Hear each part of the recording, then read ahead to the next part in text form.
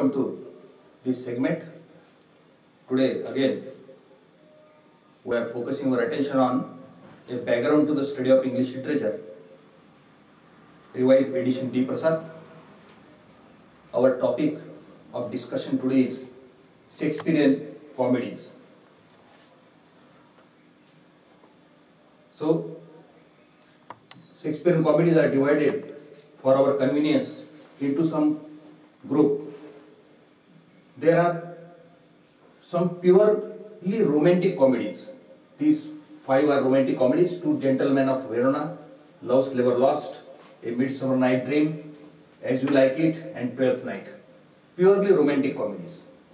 Then we have from 6 to 9 serious comedies. Serious in the sense that they are half tragic and half playful.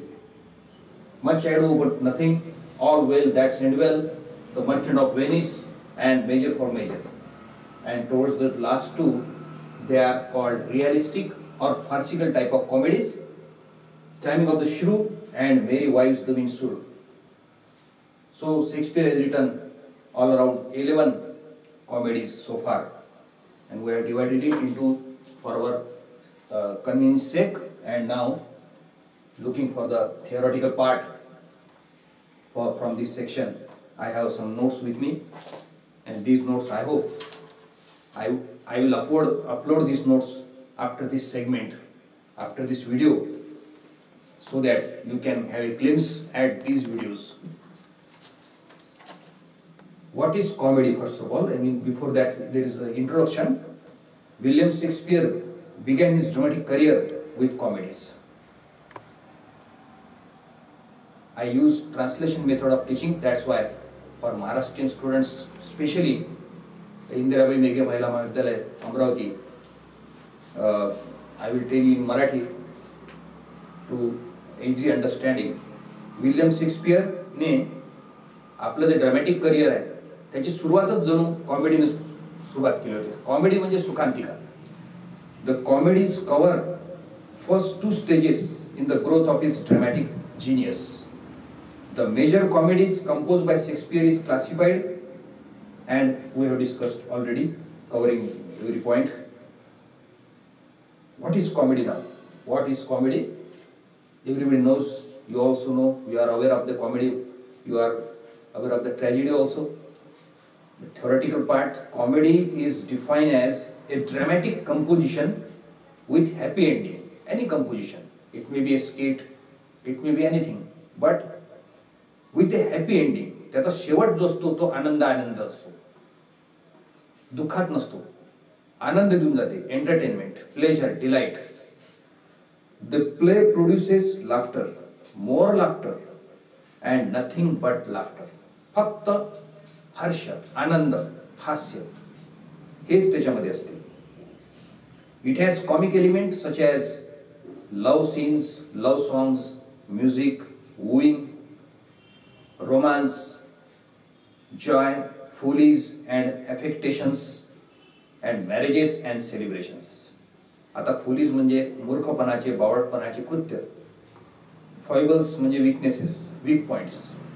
उणीवपणा दाखवणे, उपासत्मक टीका असते त्याच्यामध्ये. बऱ्याच ठिकाणी समाजावरील वाईट प्रवृत्तीवर टीका असते, जेणेकरून समाजामध्ये सुधारणा घडून आली पाहिजे, कॅरेक्टरमध्ये सुधारणा घडून आली पाहिजे, असे वेगवेगळ्या प्रकारचे. किंवा कृत्रिमता असते. It contains wit and humour. Wit and humour is the soul of comedy. Wit म्हणजे अत्यंत चाणाक्ष, चतुरपणे केलेली टीका किंवा वाक्य. हुशारीने, शहाणपणाचे. आणि ह्युमर म्हणजे पुन्हा तुम्हाला माहितीचं काय होतं, कॉमिक एलिमेंट आहे तो. लाईट सटायर, हलके फुलके उपासात्मक टीका असते, आयरनी असते. अँड एक्सपोजिंग द फोलीज, आणि उघड केलेली असते, जगासमोर प्रकट केली असते, सादरीकरण केलं असते, जेणेकरून त्या अशा कमजोऱ्या, मूर्खपणाचे बाळपण कृत्य, कमीपणा, समाजातले दोष हे उघडकीस येतील आणि लोकांना समजेल की हे चूक आहे. But it's treatment is very gentle and sympathetic. परंतु त्याची ट्रीटमेंट सौम्य असते, मृदू असते, कोमल असते. आणि सिम्पॅथेटिक म्हणजे सहानुभूतीपूर्वक असते. William Shakespeare's comedies possess all the elements and even something more. शेक्सपियरचे कॉमेड्या सर्व कव्हर करतात आणि त्याच्यापेक्षा जास्त काही त्याच्यामध्ये अंतर्भूत आहेत बाबी. His comedies are artistically and aesthetically treated and created for the stage performances by the great playwright.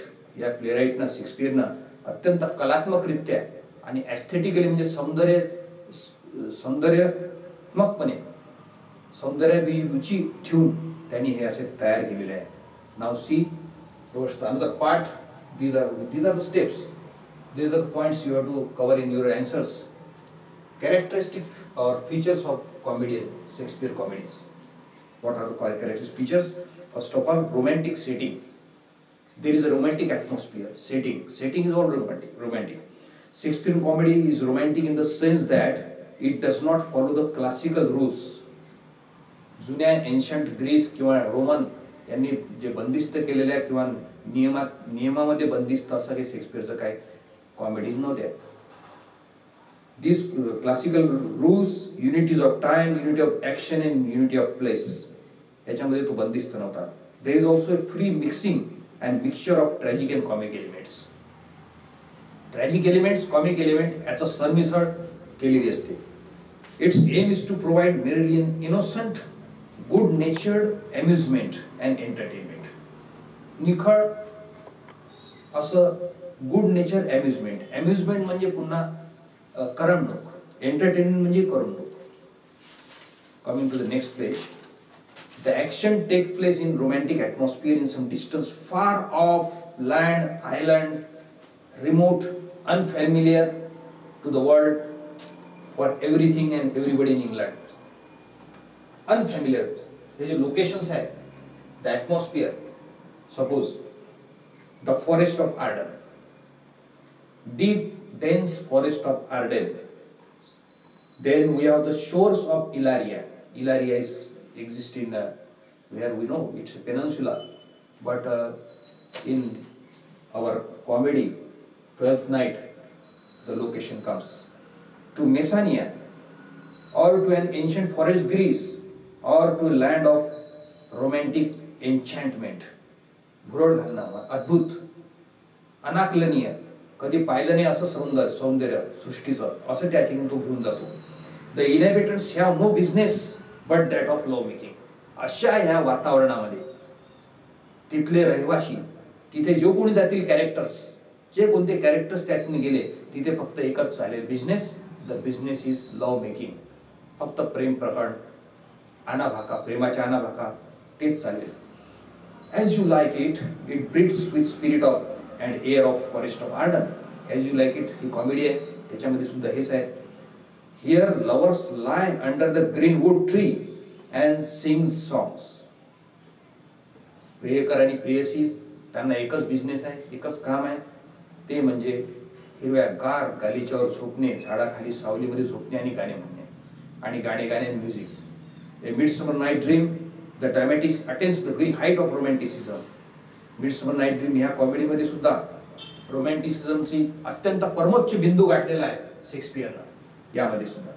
The play has pastoral background. Pastoral म्हणजे ग्रामीण, रिसॉर्ट, विसावा करण्याचा, आराम घेण्याचं क्षेत्र, वुडलँड, पूर्ण जंगल, रस्टिक फोक अँड आर्टिझन्स, ग्रामीण भागातले लोकगीत, लोककला, लोकसृष्टी, लोकसंस्कृती दाखवली आहे त्याच्यामध्ये.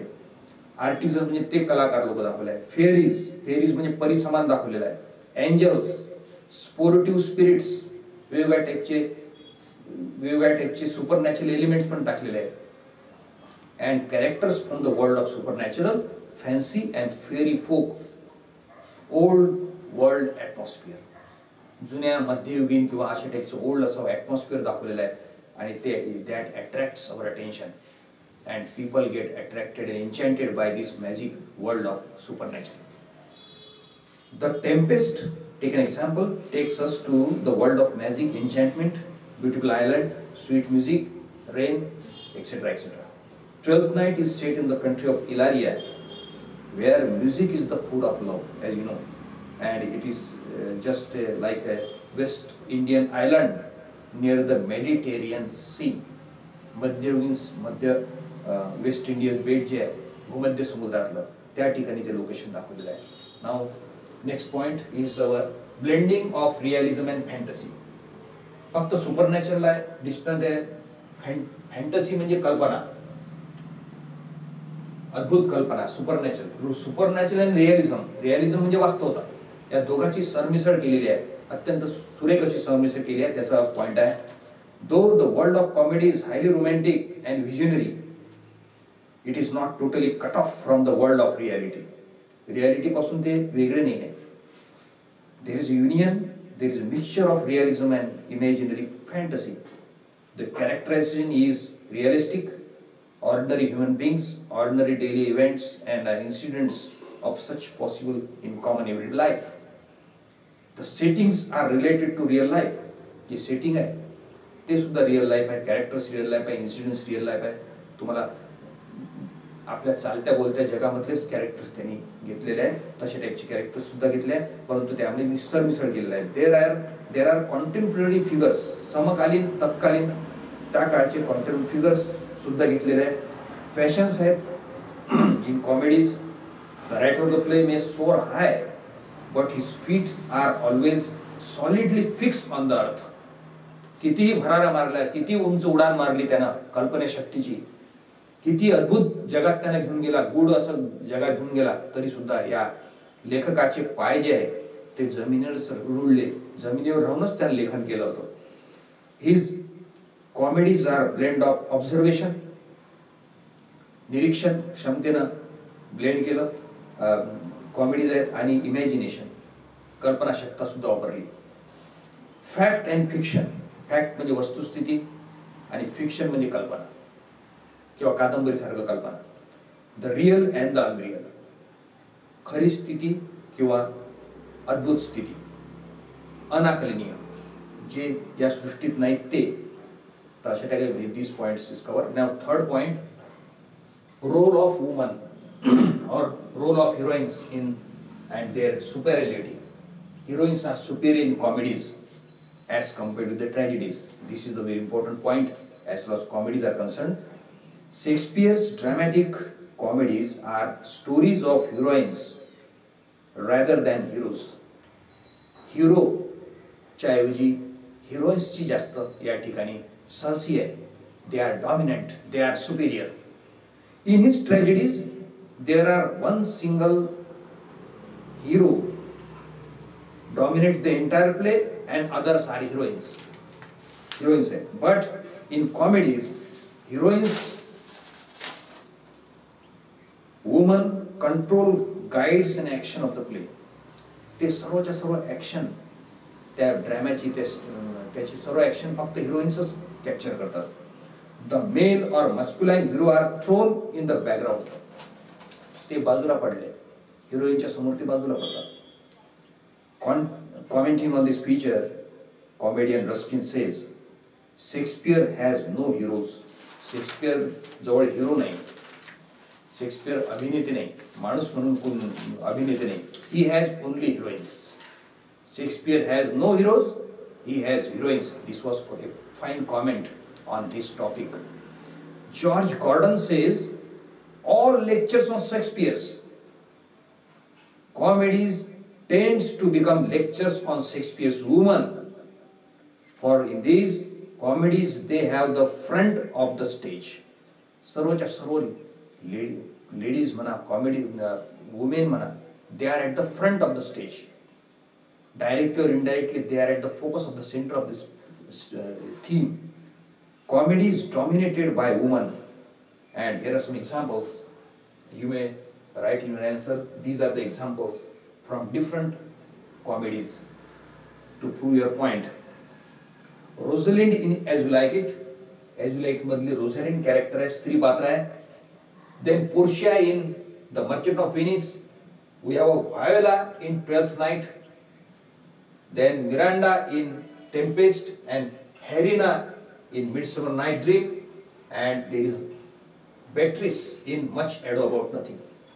These heroines dominate and they are superior than male figures. Women outshine म्हणजे इतरांपेक्षा लक्षवेधी, चमकणे. Women outshines and superior than their respective heroes or male characters. The heroines of Shakespeare comedies are superbly pretty. They are charming. They are beautiful. They are intelligent, witty, practically wise, loving, sparkling and glittering young persons. They are very sincere. They are very devoted.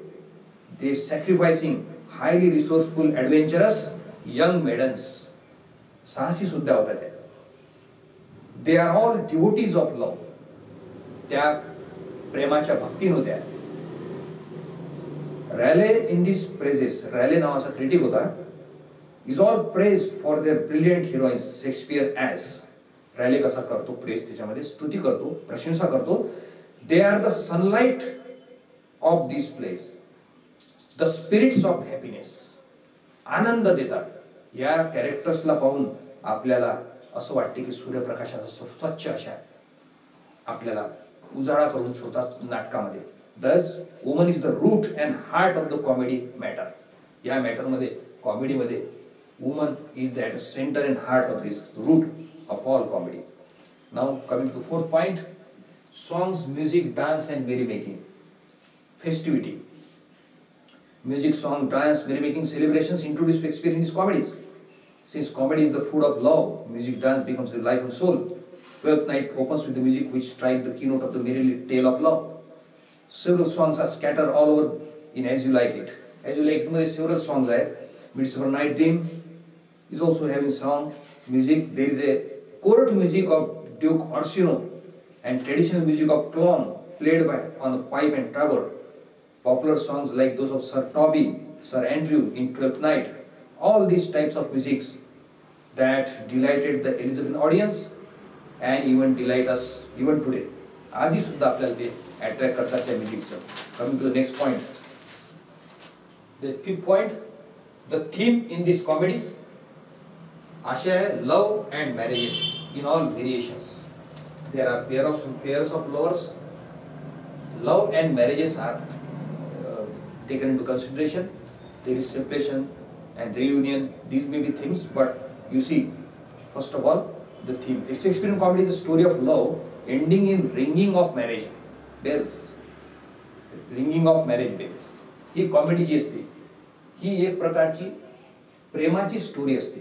प्रेमाचं कथानक असते, परंतु याचं कथानक प्रेमाची अंत होतो तो एकदम वाजंत्री वाजते. बेल जसं आपण म्हणतो, वाजंत्री सावधान, त्या टाईपचं या ठिकाणी मॅरेज बेल्स वाजतात. चर्चच्या marriage bells. Each comedy introduces several pairs of lovers. प्रत्येक कॉमेडीमध्ये काही ना काही कपल दाखवलेलं आहे, लवर्स दाखवलेले आहे आणि कपल दाखवलेलं आहे. There is a pair, more than 1 or 2 or 3. Then the course of their love never runs smooth. परंतु प्रेमात पडल्यानंतर त्यांना जे चटके लागतात, त्यांची जी ताटातूट होते, त्यांची जी घालमेल होते, the conflict and the mental torture within the suffering, external conflict, there is struggle, external struggle होते, ते पण तिच्यात दाखवलेलं आहे. देअर कोर्स, त्यांचा जो प्रेमाचा मार्ग असतो तो सरळ नसतो, आरामशीर नसतो. त्याच्यामध्ये बरेच अडथळे असतात. There is lot of impediments, lot of difficulties, obstacles imposed by the external people, external characters or situations. Then their love suffers a lot of adverse circumstances. Adverse म्हणजे प्रतिकूल, कठीण circumstances म्हणजे परिस्थिती, but gradually removed and comedy ends with ringing of marriage bells. परंतु हळूहळू ते सर्वचे सर्व complication दूर होते आणि marriage bells वाजतात. All the internal conflicts, mutual relationships, misunderstanding, separation ended in final acts or scenes. सर्वच्या सर्व इंटरनल कॉन्फ्लिक्ट्स, अंतर्गत संघर्ष, म्युच्युअल अंडरस्टँडिंग, मिसअंडरस्टँडिंग, गैरसमजूत, आपसी गैरसमजूत, सेपरेशन, ताटातूट, विदाई जुदाई, जे वेगळे झाले असते ते पुन्हा परत येतात. देन संबंधातील वितुष्ट ताणतणाव, दुश्मनी अँड वैरभाव, हॉस्टिलिटी त्याला म्हणतात, हे सर्वच्या सर्व नष्ट होते फायनल ऍक्ट्स किंवा सीन्स मध्ये. And there is a reconciliation, reunion, fulfilment, forgiveness, माफ करतात, क्षमा, अँड रिझोल्युशन ऑल्सो, सोल्युशन निघते त्याच्यावर. In 12th night, there are 3 pairs of lovers. There is a love triangle that creates the confusion and complication. And finally, they are wedded couples. 12th night, Orsino loves with Olivia. Olivia loves Cesario, in disguise Viola. Viola loves the Duke. Sir Toby marries with Maria. These are 12th night. Example, much ado about nothing. There is an example of, there are 2 couple, Claudio and Hero, and Beatrice and Bendrick. In As You Like It, we have Orlando and Rosalind, Oliva and Celia. Then we have lovers, Silvius and Phoebe. Phoebe is a pastoral romance type. Example, Touchstone and Audrey, cannibal coupling, रानटी जंगली जोडी दाखवलेली आहे touchstone and ऑड्रेची. असे 4 pairs आहे as you like it मध्ये.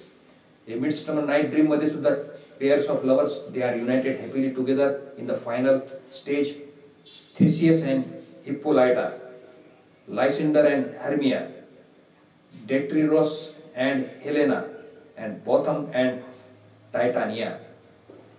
And in last play, Tempest, we have only 1 couple pair, that of story of Ferdinand and Miranda.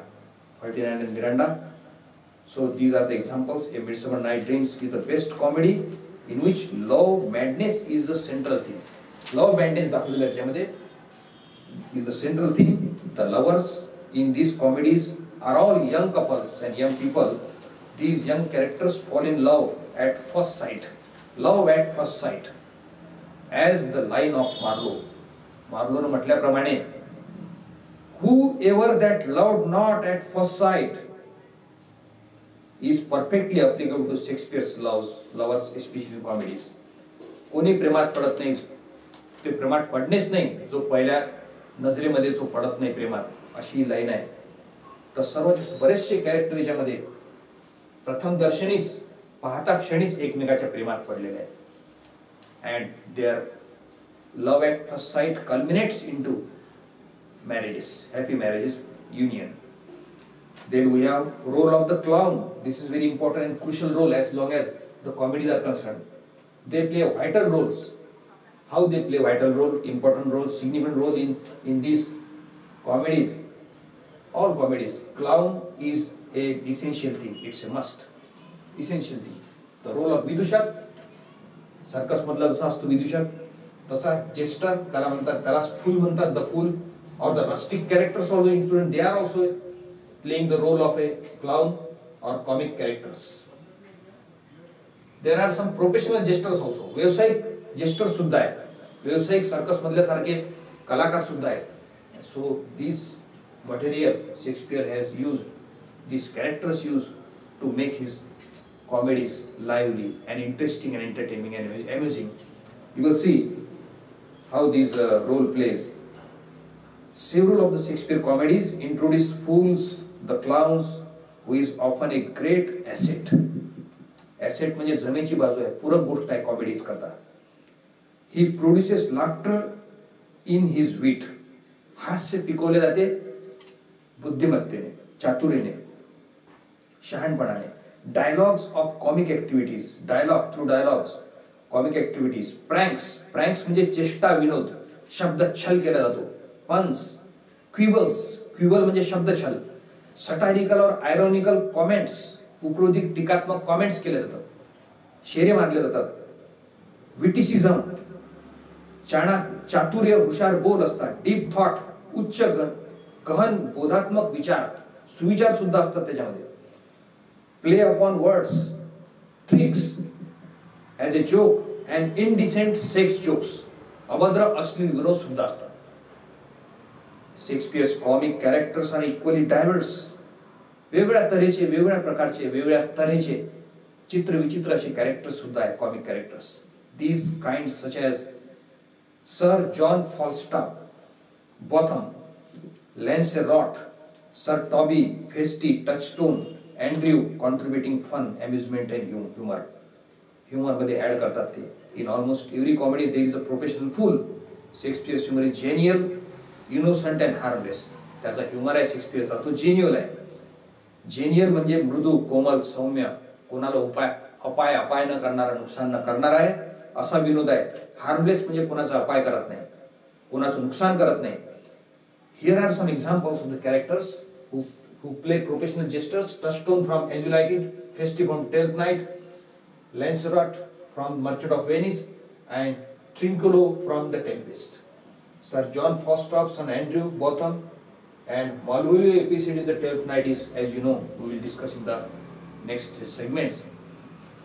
The play Twelfth Night, entire Malvolio episode is a fine example that creates fun, humor. Shakespeare can also the satiric and ironical when he shows Malvolio cross-gartered and yellow stockings with his external smile on his face. Most of the songs are provided by the clown or the jester or the fools. अनेक गाणे आहेत, ते गाणे ह्या जेस्टरना किंवा अशा लोकांनी म्हटलेले आहेत, क्लाउनने असे दाखवले आहे शेक्सपियरनं. Festy in Twelfth Night is a fine example. Many pure gems of wisdom fall from their lips and dialogues. या सर्व बऱ्याचशे क्लाउन्सच्या तोंडातून जे वाक्य बाहेर पडतात, डायलॉग्स बाहेर पडतात, त्यामध्ये अत्यंत फिलॉसॉफिकल, थॉटफुल सुविचार बाहेर पडतात. These lines are packed with thought. They are and चतुर बोल, शहाणे बोल, म्हणी, रत्ने, सुभाषिते, जेम्स, सुभाषिते बाहेर पडतात. Maxim and Proverbs.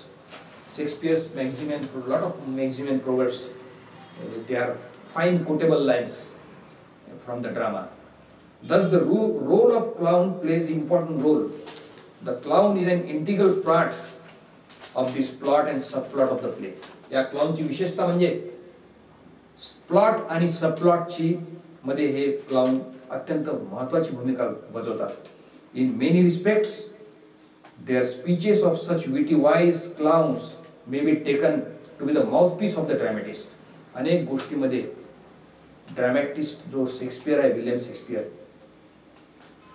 यांच्या मुखातून बोलतो. विदूषक किंवा जोकर यांच्या मुखातून जणू काही शेक्सपियरच बोलत आहे, इतके ते विद्वत्तापूर्ण अशा प्रकारच्या म्हणी किंवा वाक्यप्रचार आहेत. Now coming to the last part, plot construction.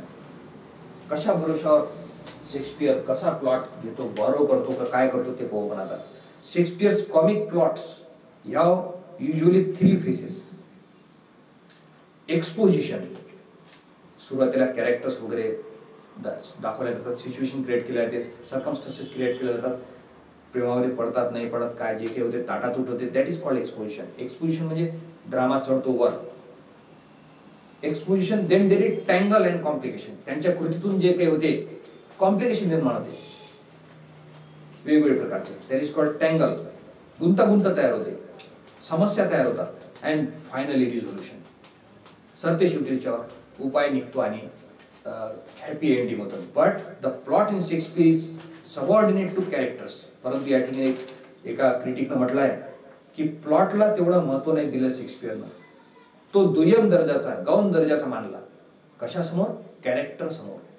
काही कॅरेक्टर्स त्यानं स्केच असे केले की त्याचं सब प्लॉट मागे पडला, प्लॉट मागे पडले. त्याच्यामध्ये for example the story theme tale may be interesting, no doubt, but the chief pleasure is derived from certain outstanding quality of the figures or characters, especially heroines, women characters. त्याच्यामध्ये Rosalind, Celia, Portia, Viola are more dominant and interesting than the story of the play, than the plot of the play. हे characters जास्त focus मध्ये आहे, they are the centre. आणि शेक्सपियरचं हे speciality आहे या सर्व कॉमेडीज मध्ये की heroines are superior than the plot.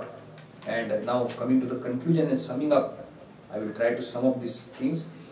Shakespeare's creative experiments with drama, plot, stories, characters have influenced and inspired many more artists of every latter age. नंतरच्या युगामध्ये सुद्धा शेक्सपियरनं त्यानं जे नवीन नवीन प्रयोग केले, नवनिर्मित प्रयोग केले, ते प्रयोग सर्व प्रयोग नंतरच्या येणाऱ्या पिढीला, नंतरच्या येणाऱ्या कलाकारांना, लेखकांना प्रेरणादायी ठरले. Throughout the world now Shakespeare's humour is universal आहे, वैश्विक आहे. It is like a perfume, all delightful and all pervasive. सर्व व्यापक असं सुगंधी अत्तर आहे, ते सगळीकडे त्याचा सुगंध पसरलेला आहे, दरवळलेला आहे. His comedies have been source of delight and source of inspiration to the practitioners of this art and craft. अनेक प्रॅक्टिशनर्स जे करणार आहेत तर प्रेरणादायी आहे, नवलेखकांना, नवकलाकारांना. William Shakespeare is one of the greatest humourists. विनोदी क्षेत्रामध्ये, या क्षेत्रामध्ये, विनोद निर्मितीमध्ये तो एक फार मोठा ह्युमरिस्ट होऊन गेला. In English literature, King Shakespeare, as Victorian worshipped Shakespeare, and Ben Jonson remarked, he was not of an age, but for all time. He was not of an age. एका एज पुरतं मर्यादित नाही आहे, 15व्या किंवा 16व्या शतकाचं. तो अनेक युगासाठी आहे, अनेक काळासाठी आहे, असा हा शेक्सपियर आहे. किंग शेक्सपियर म्हणून विक्टोरियन युगातल्या लेखकांनी त्याची तारीफ केली होती. King of the literature, king Shakespeare. So these are the notes and these are the topic I have covered. I will download this for your reference and great study. Thank you very much watching. See my next video.